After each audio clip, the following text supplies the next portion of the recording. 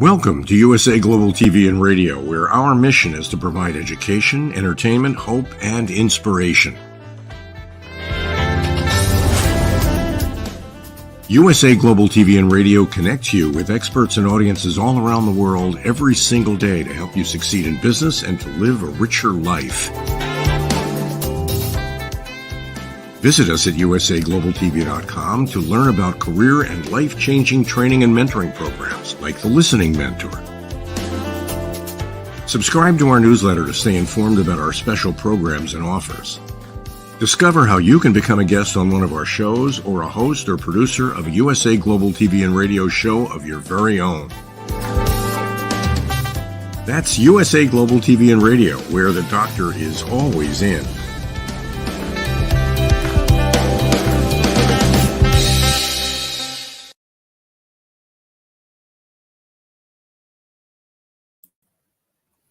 Hello and welcome to USA Global TV and Radio. My name is Caroline Heward and I'm known as the Harley Street Stress Expert. I'm an expert today on today's show, which is Talking Heads. I'm an expert presenter in today's topic, which is part of the Mind and Body Connection series, and it's the psychology of victimhood. Let's begin.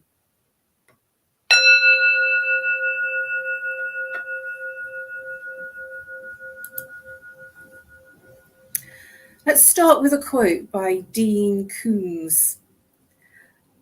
But victimhood was seductive, a release from responsibility and caring. Fear would be transmuted into weary resignation. Failure would no longer generate guilt, but instead would spawn a comforting self-pity. This is to set the scene of the psychology of victimhood. But victimhood was seductive. And it really is. And this is going to set the scene for our talk today. So let's start with a victim card. When somebody is playing the victim card, essentially it is a get out of responsibility free card. Let me give you a little bit more of an understanding about what I'm talking about. When somebody plays the victim mentality, really they're absolving themselves of responsibility or accountability for whatever has presented experience, circumstance, or whatever has presented in terms of the event and the outlay of responsibility. And when they're playing the victim card, this is where it's very easy, very, very easy to get drawn in to the person playing the victim card. And you will find yourself being reeled in, literally reeled in, feeling very sorry for the person.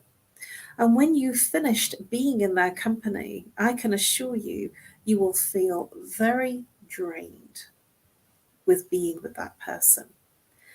And when you're setting yourself up to speak to them, you will find that there's something that's wrong, something that you want to speak to them about, and then they'll suddenly pull out this victim card. And when we talk about a get out of jail free card in the Monopoly game, we're talking about a get out of responsibility free card in the victim game. Victim mentality is, and you'll recognize this in conversations, it's the person that sees the glass half empty. If you look at both glasses in this picture, they both are the same. They both have water in them and they're both filled to the halfway mark. You can see where I see things. I said they're both filled to the halfway mark. So I'm on the glass half full. And yes, there are times when things are difficult and I might see the negative on situations and get a reality check. I generally in the main see the glass half full. Whereas if you are in a victimhood victimhood state of mentality, you will generally see the glass half empty. So what's missing in a negative way? So who do you know in your life that sees the glass always half empty? If they see the glass half empty, and if you are the person that sees the glass half empty, how often does that affect you? I've heard people actually that see the glass half empty use turn of phrases like, if I don't expect good things, then I won't be disappointed if the bad things come in. How many of us can own up to thinking like that? If I don't expect good things to happen, then I'm not going to be affected. It's powerful, isn't it? Whereas if you're a glass half empty, half full person, you will see the opportunity in the space. You will see what's possible. Well, I have this right now, but I'm actually heading towards this. And so you have a goal, and the space in between where you are and the goal is the opportunity. The space in between the half empty and the goal is nothing. It's a negative outcome. Now you'll see this around a dinner table. If you're at a dinner party, the person that sees everything as the glass half empty, they will complain bitterly about the person with the weird laugh. They'll complain bitterly about their soup being cold. They'll complain about everything. Everything will be a negative. The person that sees the glass half full, they will look at the positives. They will see all the good things without focusing on the negative. They might say, oh, that was really interesting, a cold ginger soup. Oh, I really like ginger. That was quite spicy and really, really fitted my palate that night. I really wanted something refreshing. Oh, I really love the duck. And so the person at the dinner table that sees the glass half full will have a very different experience from the glass half empty person. And we could interchange these for half empty as pessimist, half full as optimist. Where do you see yourself in that spectrum? There is another one that we could enter into where the person is a realist. They neither see the glass half empty or half full. They just see what's practically real. But do you know everything is energy? Energy equals mc squared. Everything is energy, even our thoughts. And if we're thinking really negative things, we will attract and create that negative outcome. As sure as eggs is eggs, if you think you're going to miss that train, do you know what? You will miss the train. If you know you are very short of time, think about being at the other side of where you need to be. And sure enough, you will create that outcome. I shared a journey with someone, a very good friend, who I've been doing some training with. And the train that we were going out on was really, really late. It was actually 50 minutes late. And it was really challenging because I had an appointment and I had to be at the property for 1:30. And I'd allowed about 35, 36 minutes in between getting to the train station and getting to the property. And what happened was it conspired that I was actually only 10 minutes late for the appointment, which wasn't too terrible in the scheme of things.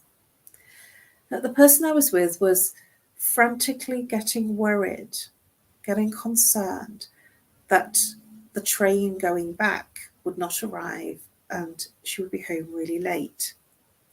And I was very focused on us getting the train at the time that we were supposed to get it. And I saw us being at King's Cross for 9:31. You're never going to believe this when I tell you we actually were off the train and walking along the platform at 9:31, despite the fact that the train was 10 minutes late in its journey outward to our destination. What does this say to you? Whatever we believe, we can create. We literally do create our reality. I like to think of the world being full of opportunities. What do I want to create rather than what am I focused on not creating? Whatever you're focused on is in the field. And so the person with a victim mentality will create victimhood in every aspect of their life. This isn't to take away that the victim mentality has come from a trauma that they experienced. This is not to take away the experience that they have had. This is about how the person moves forward from that experience. Do they live in the space of victimhood 10, 20, 30, 40, 50, 60 years on? Or do they move through that and grow through that challenge and become more than they were in that space of being the victim? We all have challenges in our lives. It's actually about how we move through those challenges and how we grow through those challenges. So are you a glass half empty person and in a place of victim? Or are you in the place of half full, being the optimist and creating opportunities in your life? So let's look at some signs of victim mentality. There will be a lot of thoughts running through the person's mind that will be negative. You always see the negative side of things. They will, even when they're not speaking out loud verbally, there will be a negative thought pattern running through everything that they're thinking about. And as I mentioned, sometimes the negative thoughts will create into their reality because they're not looking for a positive outcome. So life is hard for the person that's running around in negative thinking. Life is very challenging. And there are few rewards because they prefer to feel that everything will be difficult. And so therefore, it becomes the reality. Everything becomes difficult. This is not an easy place to be, and it's not a choice. It's not an easy choice to make. But one of the things I want to share with you is, what are they getting from it? What is the payoff of having these negative thoughts and everything going wrong? Is there an investment that they experience in this negative thinking pattern? This absolves the person from accountability. So if something goes wrong, it'll be the economy, it'll be the doctor, it'll be the hospital, it'll be the person that they were speaking to, it'll be the train driver, it'll always be someone else's fault. So this is where the blame game comes in.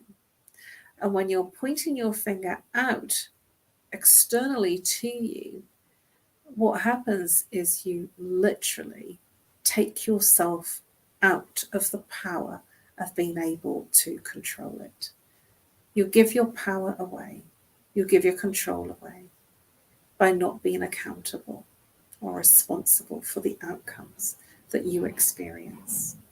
And I'm not saying that we can control everything. We can control some things. And it's about the way we respond and the way that we react to things.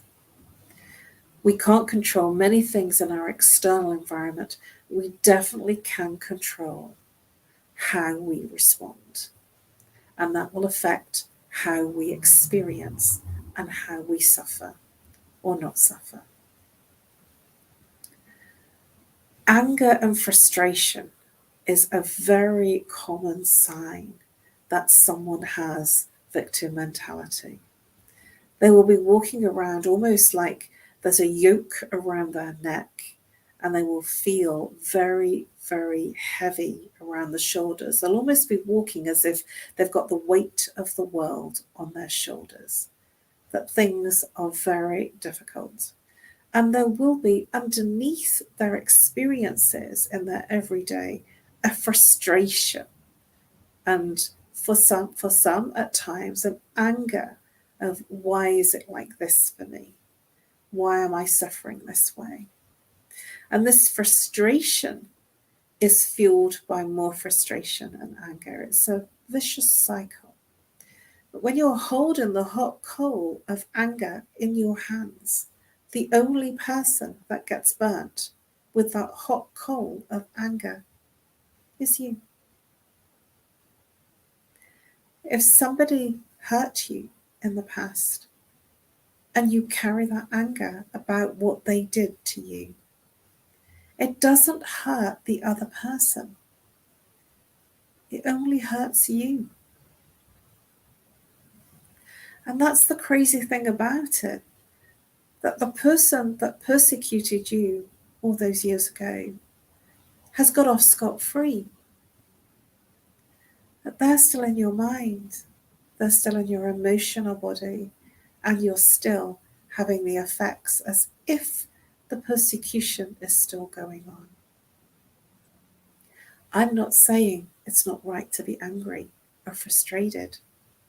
What I am saying is that it doesn't help you when you move through life in a place of anger and frustration.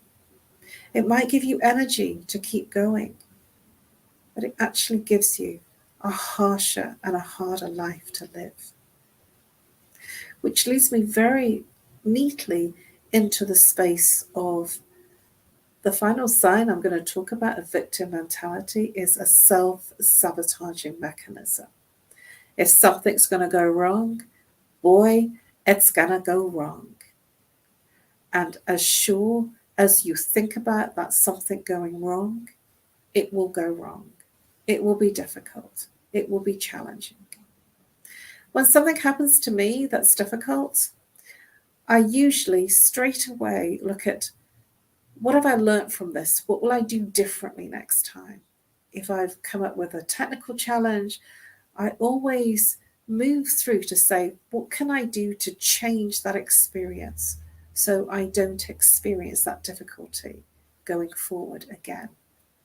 I switch very quickly from a difficulty in a situation to, what did I learn from it? What can I do differently next time? And sometimes I share that with people. I say, well, this has been a difficult situation. So what could you do next time to make things easier? What could you do to change how you experience this difficulty next time? That self-sabotage is very much in the psychology of the victim mentality. Because when you self-sabotage, everything becomes very difficult. But if you put all of these things together, and you're speaking to a person that has a victim mentality, they might even share with you, I was a victim as a child. I was a victim in my adulthood. I was a victim in my marriage. I'm a victim in my grown-up years, my older years, and I will die a victim. There are many people that talk like this, and sadly, it becomes a self-fulfilling prophecy. I want to bust that challenge and get you to become aware. if you are that person, once you are aware that this is how you've been, this is becoming your behaviour, and your outcomes are depicted from your thoughts and your lack of accountability and your anger and your frustration and that negative thinking pattern that runs around your mind, to stop, to take stock, and to decide to create what you really want to experience. Because self-sabotage literally does that. It sabotages you. It doesn't sabotage anyone else. And then you suffer.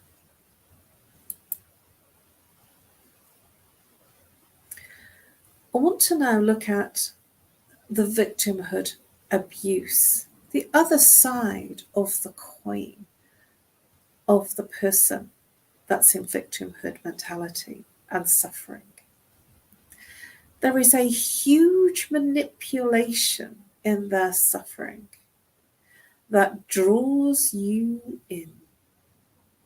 It literally reels you in because you get soaked into the story. And you even might come up with solutions, which they don't really want to hear. They just want to tell you all the things that are wrong, all the things that are not working, and all the reasons that their life is terrible. Oh, don't worry about me. I'll be okay. Nobody cares about me. I'm the only one. I have to deal with this. These are the kinds of things that they will be saying, which is to guilt trip you so that you feel sorry and you want to do something to change the way that they are manipulating you. But what will happen when you're in that conversation or at the other end of that experience is that you will become very drained. You will feel almost like the light has gone out in you when you've left their company. And it is a huge form of control.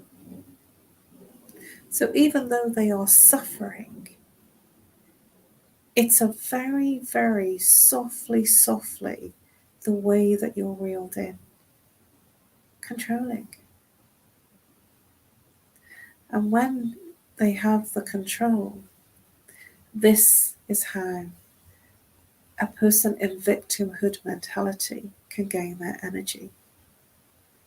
So they drain your energy and they gain more energy. There's a huge blaming that will be in the psychology of the victimhood mentality. A huge, you did this wrong, you did that wrong. And this is the way that you're drawn in, because you first of all start to feel sorry for them. So you give them more of your time, your attention, and you give them more. And then it turns when they've got what they need. So this is a very quiet abuse, emotionally, mentally. And a person that is in this cycle was probably abused and the victim very early in their life. And they have learnt to use that victimhoodness to manipulate and gain a level of control. The level of control that they probably didn't experience in their earlier life when the trauma happened to them. And so this is a space of the person feeling and moving into a space of control within themselves.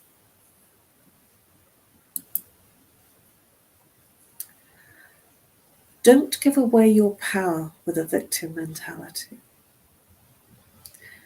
When you are, and you will recognize this, because to become aware, to become a witness, if you are that person that sees the glass half empty, if you are the person that is struggling and suffering and everything is really difficult, life will be really, really challenging.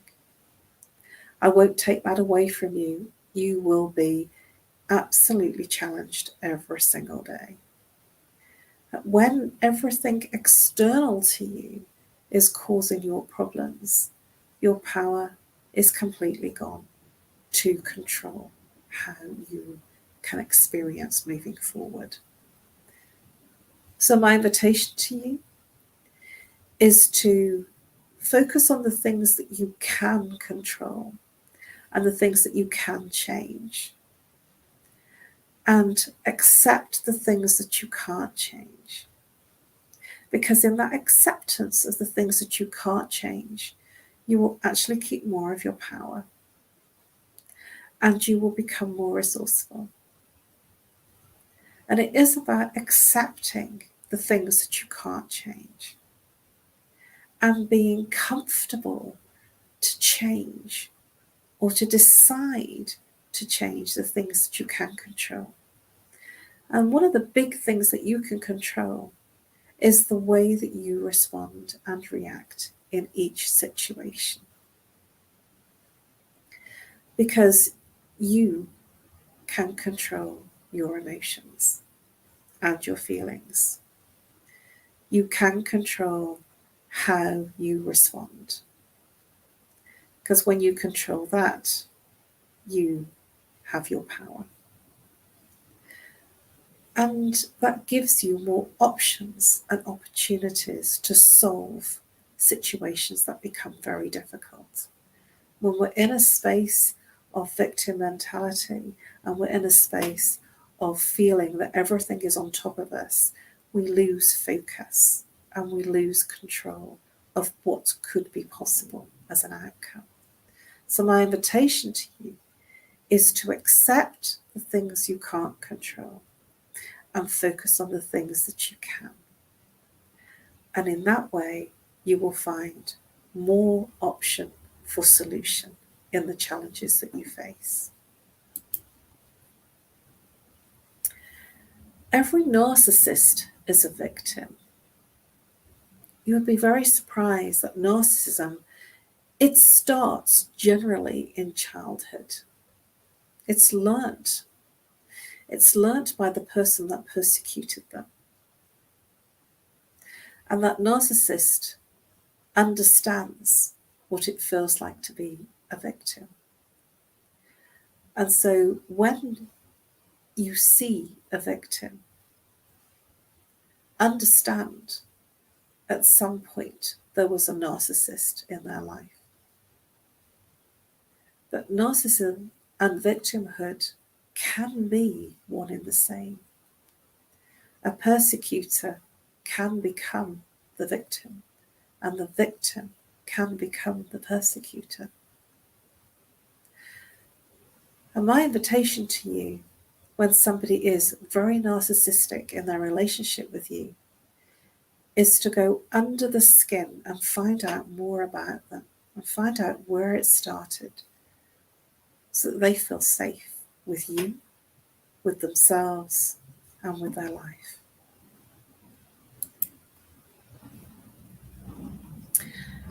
Bob Proctor, R.I.P. Bob Proctor, he was one of my mentors for quite some time. He was one of the main people in The Secret, the movie. And he said, when you react, you are giving away your power. When you respond, you are staying in control of yourself. Bob Proctor was a master of helping you understand how powerful the mind can give you your results. He was an exceptional man, and he also had rocket fuel gems of how you could create your outcomes. And if you focus on what you want, it is absolutely possible to gain what you want in life. I'm always amazed at when I really put my attention onto things. And it has to be almost to the exclusion of a lot of other things, because if your focus is diluted, then it will affect the outcomes. And when you want to create something very big, it's important to put a lot of attention and intention on what you want to create. Just like the person in victim mentality is putting a lot of attention and intention on what's going wrong, and therefore creating what's going wrong and creating more of what's not working. Because this is how we create more of the victim mentality. And my invitation is to react differently, is to decide to not react, to take stock of what's happening, to take a breath, to take a moment to decide how you respond to that situation. This will give you incredible amounts of energy. This will give you an incredible way to move through your challenges and your situations that are difficult.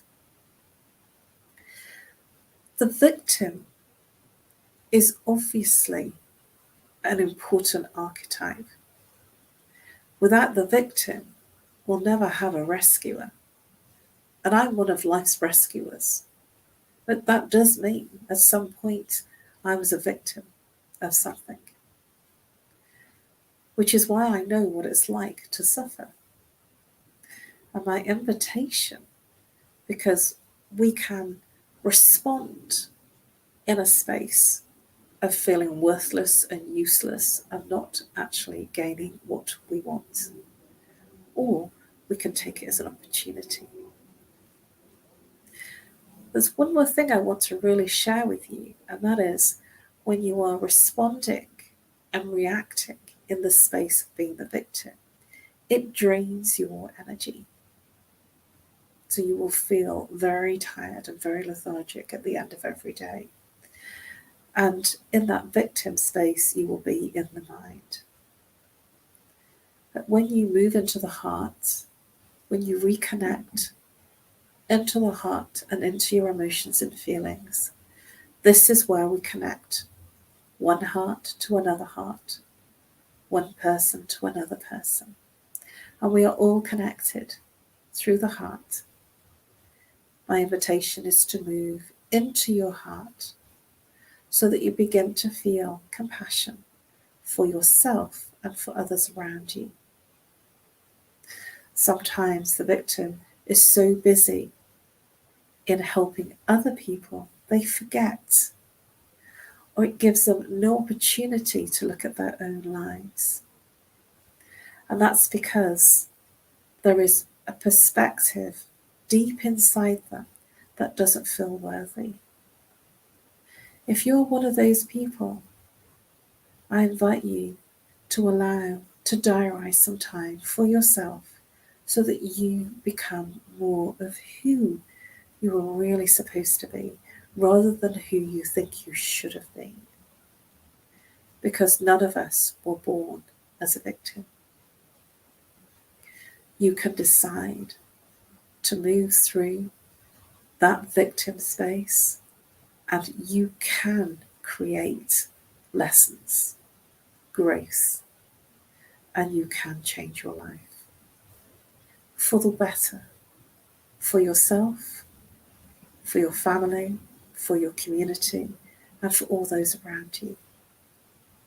My invitation to you, if you are suffering in this space, is that you decide that you can take a different path. It is up to you to take that different path and to learn from the past experiences and to move through and empower yourself and others around you. It will fill you with more energy and it will move you into a much more harmonious space with yourself, your family, your community, and your world. Now, the world has a heart vibration. And when you move in tune with your heart vibration, there is untold opportunities at the heart level. When you are vibrating in the place of compassion, joy, and gratitude. And it's very easy to move into a space of gratitude by literally being grateful for the things that are good in your life. There may be small things. It may be that the sun has come up this morning. It might be that you've woken up and you're well. It might be that you hear the birds singing. But when you're in a place of gratitude, you'll be surprised. The altitude and the attitude of gratitude moves you into a heart vibration. It moves you into a place of compassion, love, and it gives you a place of joy internally. And when you change your internal world, your external world responds. Let me say that again. When you change your internal world and you feel different, your external world responds to your song. What song are you singing? What is your internal world like? My invitation to you is to move into a place of heart connection and vibration for you, your family, your community, and the world. This is how we create world peace. No one needs to be a victim. We are all here to learn, to grow, and to move through the challenges so that we become even more of who we were meant to be.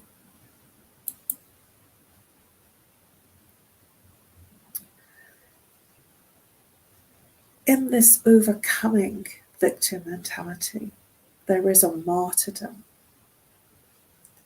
There is a self-righteousness of suffering. My invitation for you is to forgive those who have hurt you, those who have wronged you, and those who have betrayed you.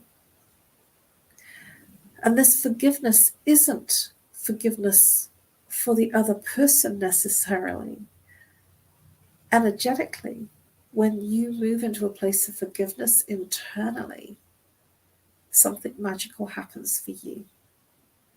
In that place of forgiveness, you move into the heart vibration and you move into a place of compassion for yourself.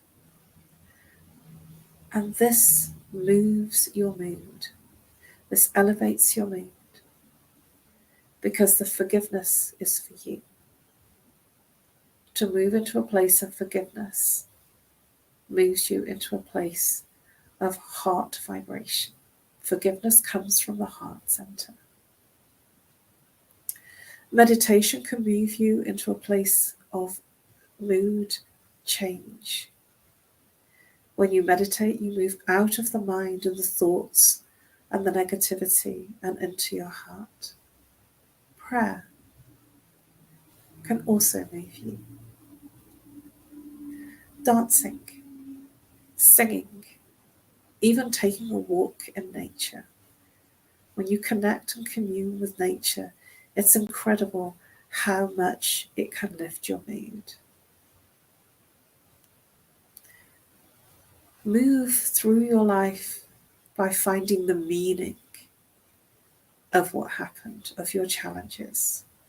Learn the lessons and find true meaning to your life. Because in that space of finding your true meaning, it's the space of transformation. And it will help you overcome the martyrdom that I need to do this because it's all left to me.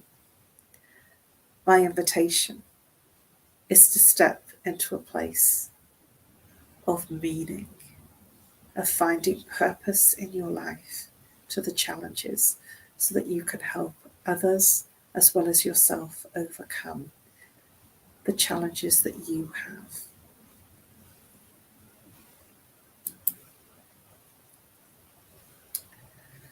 I want to finish with a quote by Ray McKinley. Perpetual victims will lament their victimization for a lifetime. Unless they transcend their victimhood mindsets by forgiving and finding meaning in their pain and suffering. Let me repeat that. Perpetual victims will lament their victimization for a lifetime unless they transcend their victimhood mindsets by forgiving and finding meaning in their pain and suffering. I felt this quote summed up what I've been talking about. Ray McKinley.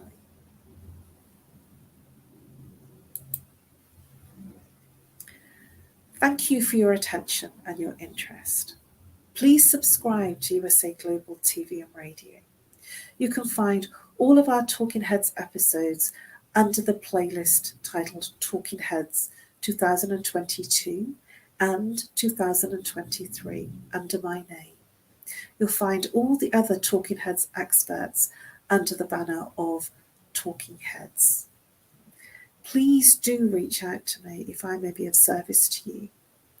I offer a free consultation over the phone or over Zoom or Skype. It's 30 minutes. Please reach out to me on nomorestress@live.co.uk or call if you're international +44, if you're local 07523 120 189. It has been my absolute honour and pleasure to do this session today. If you think this has been a lesson, you're very much mistaken. This has been a healing transmission. And for those who have listened, please pass this on to anyone that you feel might be of benefit, might receive some benefit from hearing these words.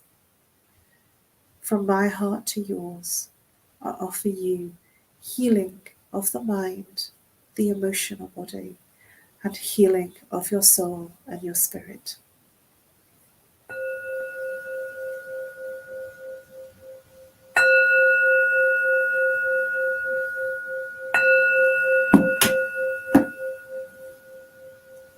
Namaste.